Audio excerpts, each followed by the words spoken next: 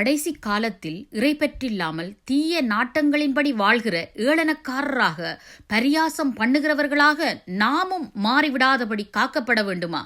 நாம் செய்ய வேண்டிய மன்றாட்டு. அப்பா, நாம் இறைப்பற்றில்லாதவர்களாய் மாறி தீய செயல்களை மற்றவர்களுக்கு செய்யாதபடி பாதுகாத்து கொள்ளும். முறுமுறுக்கிறவர்களாய், குறை கூறுகிறவர்களாய், பெருமை பேசுகிறவர்களாய் இராதபடி எங்களுக்கு உதவி செய்யும். எங்கள் தேவைகளுக்காக பிறரை போலியாக புகழ்கிறவர்களாய் இராதபடி எங்கள் நாவுகளை காத்துக்கொள்ளும்.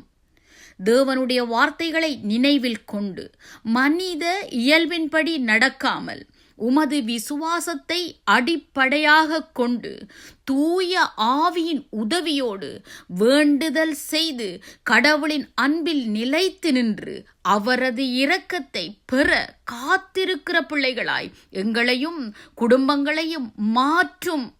அப்பா, உம்மை நம்ப தயங்குவோருக்கு இரக்கம் காட்டி மற்றவர்களை அழிவு தீயிலின்று இழுத்துவிடத்தக்க தகுதியுள்ளவர்களாய் நாமும் மாறும்படி எங்கள் மாமிசத்தினால் கரைப்பட்ட பாவ ஆடையை வெறுத்து தள்ள கிருபை தாரும் என்று கருத்தாய் அவரிடமே மன்றாடுவோம். அப்பொழுதுதான் வலுவாதபடி எங்களை காக்கவும் தமது மகிமையுள்ள சந்நிதானத்தில் மிகுந்த மகிழ்ச்சியோடே மாசற்றவர்களாய் குற்றமே இல்லாதவர்களாய் நிலை நிறுத்தி தேவ பக்தியுள்ள பிள்ளைகளாய் எங்களையும் மாற்றுவார் என்று வேதம் நமக்கு தெளிவாய் சொல்லியிருக்கிறது.